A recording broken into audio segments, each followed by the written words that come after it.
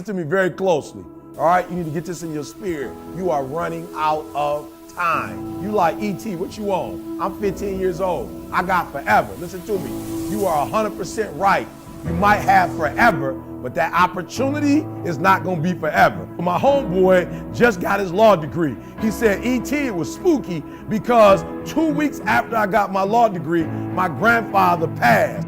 If my man would have waited 1 more year to get his degree, 1 more year, his grandfather who was there for him when he was a kid, his grandfather who poured into him, his grandfather who invested in him would have never seen his grandson graduate with his law degree. Are you listening to me?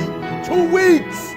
2 weeks. My man told his grandfather, I'm graduating, and 2 weeks later, even before he literally marched, his grandfather passed. Who's gonna pass in your life because you average? Who's not gonna see you blow up? Who's not gonna see you accomplish your goals? Who's not gonna be able to enjoy the fruits of your labor with you? Who put in why? Because you average. And one day you're gonna be great, but you think you got time. You're running out of time.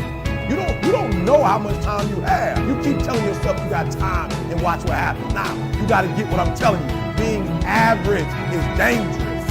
Being average is hazardous. Do you know how many young people right now, you average?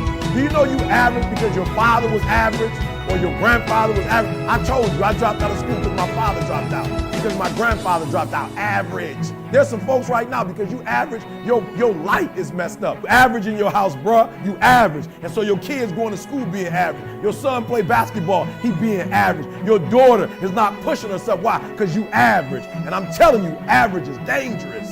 Average is dangerous. Average is hazardous because it's contagious. Are you hearing me? It's contagious. And it's like the bubonic plague. It spreads, and it spreads like a virus. When you create great, everybody around you gets to experience great. You ain't got to rely on nobody to get off average but you.